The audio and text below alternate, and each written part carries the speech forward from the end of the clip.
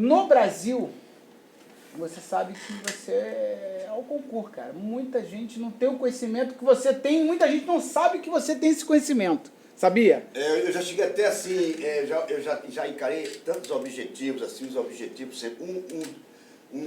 Aliás, objetivo não, desafio, desculpa.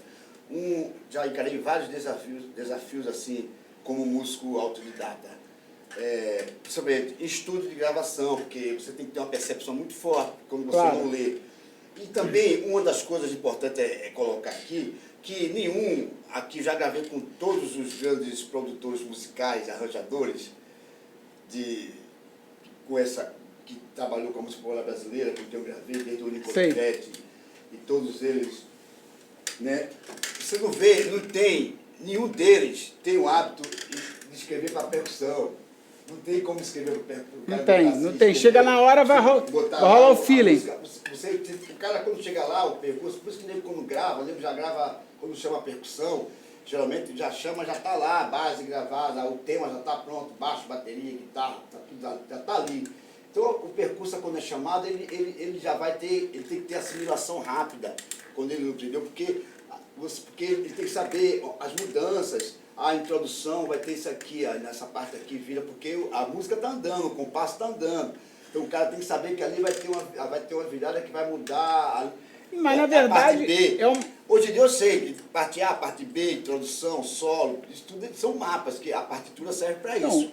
A leitura serve para isso, para você seguir aquele... Isso tudo foi uma escola para você estar hoje com esse grande conhecimento. E você vê hoje em dia, você tem algum percussionista no Brasil que você admira? Tem. Quem seria ele? Você fala dos que eu considero assim, considero, pode ser contemporâneos. Isso, qualquer um. Eles que, por exemplo, começa assim. Os percursos que eu ouvi assim, na música popular brasileira. Assim, pode ficar tranquilo que a gente vai... Isso. É um percurso que já partiu, que se tornou também... Tem o Mingo Araújo. O Mingo até... Quando o Mingo já chegou aqui, eu cheguei, já estava rolando um pouquinho, mas já é tipo assim, contemporâneo também. Fala assim, o Chacal, Naná, né? O Cidinho. Naná Vasconcelos. O próprio Naná. O Naná nessa referência, assim, porque mesmo o Naná, quando ele estava no meu início, eu só vim conhecer o Naná, o trabalho do Naná, na verdade, a partir que eu estou no Rio de Janeiro, quando eu comecei a lidar com música, comecei a lidar entender a coisa da música metal, aí eu comecei a entender quem é o Ayrton Moreira, quem foi, sabe? Isso. Eu sei que esses caras são os grandes, os precursores da percussão brasileira fora do Brasil. Ele, o Ayrton, o Naná e o Laudi, o Dom Romão, sabe? Os Dom Romão são os caras que foram tudo através de Sérgio Mendes, na década de 60, e cada um com sua linguagem. O Ayrton, como, na verdade, é um precursor dessa coisa da percuteria, porque o Ayrton, você vê que ele é mais baterista, mais coisa de baqueta, que ele vem de música erudita. Isso. E como é que tu vê o mercado hoje? Isso foi uma pergunta que me mandaram pro meu WhatsApp hoje. Pergunta pro Repolho como é que está o mercado hoje, o que ele acha do mercado hoje, como está? Pois é, aí tem... Eu até pensei hoje, até ia falar isso com a Angélica, da gente, quando tiver o entrevistado, a gente lançar no Facebook, acho que as pessoas quiserem fazer uma pergunta para você, lançarem lá, a gente anotar e eu passar isso para você. Isso foi uma pessoa que perguntou. Pergunta pro Repolho como é que está o mercado hoje. O mercado para percussão, assim, melhorou bastante, tá vendo? Porque hoje em dia a percussão já é mais reconhecida. Percussionista, que antes era chamado só de ritmista. Isso. Então tem esse preconceito assim no início, né? E a palavra percussão vem de percutir, né? Percutir som, né? Então tem gente às vezes que é percussionista, mas o cara percute som.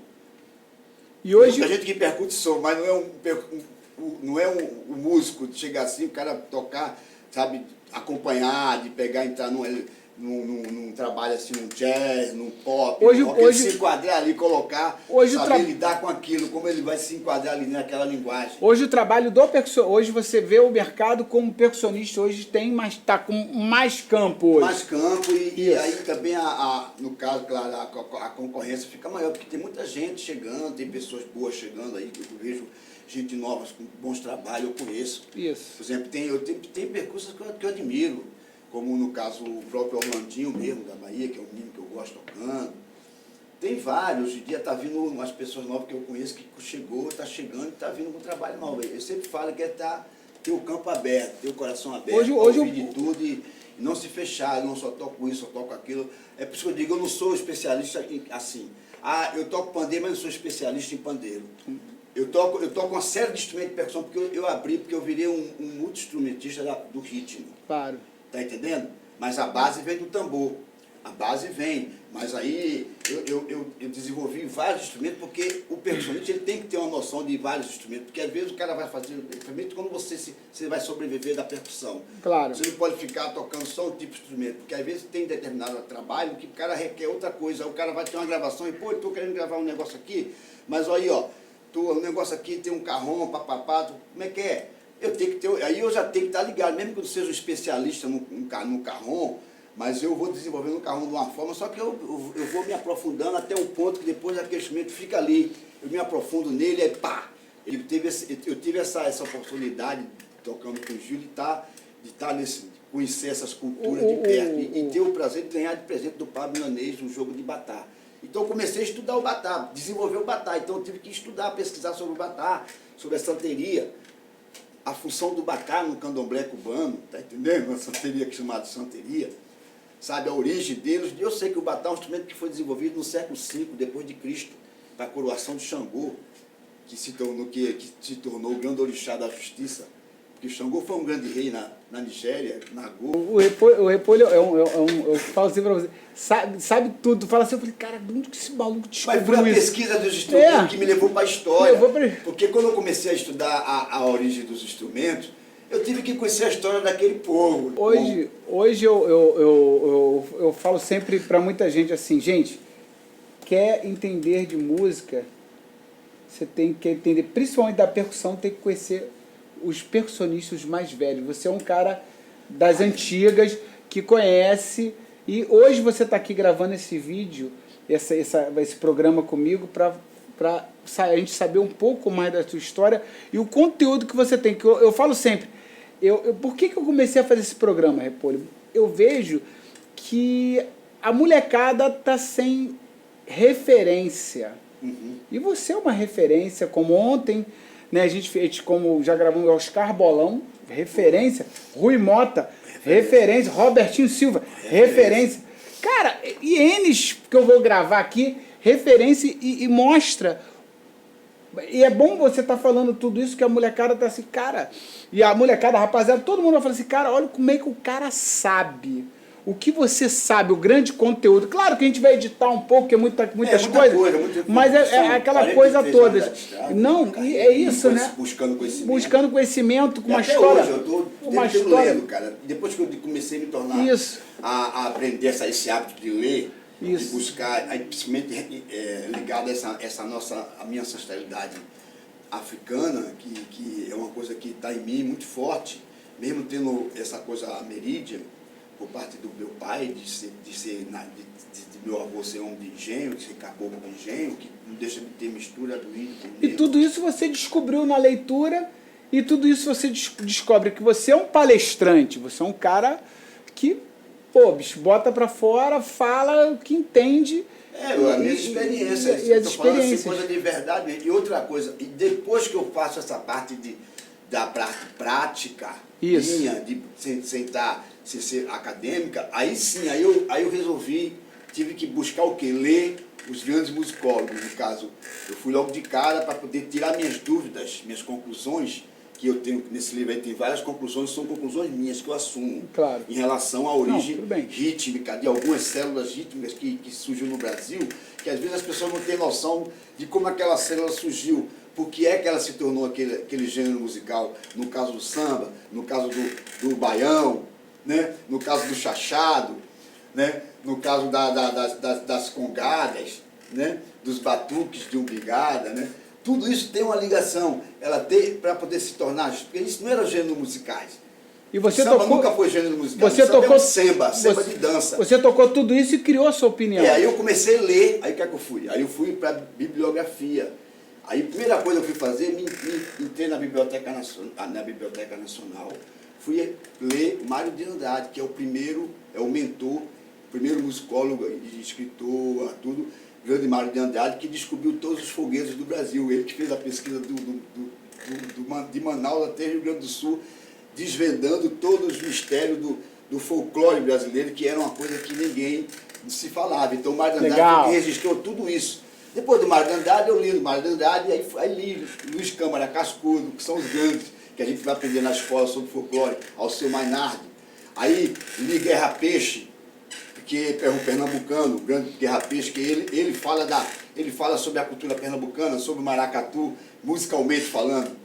Mas aí eu comecei a observar que nenhum deles, é isso que no meu prefácio, que foi escrito, que eu tive de presente, um prefácio maravilhoso do Ricardo Cravo Albim, que é um cara que é o homem do nosso querido Ricardo Cravo Albim, que é o responsável pelo dicionário da música popular brasileira, e que conhece tudo de cultura. Então, quando ele escreveu o meu prefácio, que é uma coisa, que é um prefácio do Ricardo Cravo Albim, aceitando e reconhecendo a minha pesquisa, o que ele fala ali, ele fala, se o Mário de Andrade tivesse vivo, ele ia se surpreender, porque ele não se preocupou. O Mário de Andrade, quando ele começa a falar das culturas do caboclinho, do carnaval, do frevo, do maracatu, do tambor de crioula, todas essas coisas, ele fala da manifestação. Ele fala da manifestação, dos vestimentos, das roupas, da dança, que tem uma ligação com do carimbó ou do curimbó, que é tupinambás, uma dança dos índios tupinambás, que se tornou um gênero musical lá na frente com o carimbó. Virou um gênero musical. Depois desse carimbó, entra o pinduca, o velho pinduca, desenvolve aquilo que é considerado de caipira lambada. Tá entendendo? Mas isso vem do curiambó, que é de uma dança dos tupinambás, que entre os portugueses que inserem a dança do estalar de dedo, que é portuguesa, na época, antes de chegar os africanos ainda não tinha o tambor, eles adaptaram e viraram uma dança. Por isso que eles têm aquela dança de pá, que eles colocaram a quadrilha, que é mulher aqui, homem aqui, aquelas coisas de pá, você vê que tem roupinha de chita. Quer dizer, mas uma coisa que vem, então, essa pesquisa vem daí, e eles não se preocuparam, mas não se preocupou, aí eles falam do tambor de crioula, todos eles falam o Mário de Andrade, todo o Luiz Câmara Cascudo, mas ninguém, é isso que o Ricardo Cravo Albim cita, e muito importante isso, que eu nem me toquei, eu já tinha me tocado, que foi uma coisa que eu observei, que nenhum fala do tambor que acompanha, do meião, do crivador, que você falou aqui, que acompanha o tambor de crioula, mas não tem ali de onde é aquele tambor, como surgiu ali, se ele é banto, se ele é nagô, se ele é jeje. E você fala aqui. Qual a origem dele? Tá, a célula daquele negócio. Que célula é? O cara fala do maracatu, mas ele não fala assim da célula, como surgiu aquela célula, de qual origem ele é, aquele instrumento alfaia. Eu falo sobre a alfaia do maracatu. E aqui está tudo falando aqui. Aí, então é diferente. Né? Isso foi tudo falado aqui, e você vem explicando isso. Então, eu quando comecei a ler, eu fui ler. Por isso que está aí, no livro tem minha bibliografia dos livros, claro, dos historiadores. Aí quando eu vou falar da cultura cubana, que tem momentos aí no livro, que eu falo sobre a cultura cubana, porque tem uma ligação com a nossa, sabe? Só que lá foi pelos espanhóis, aqui vem pelos portugueses.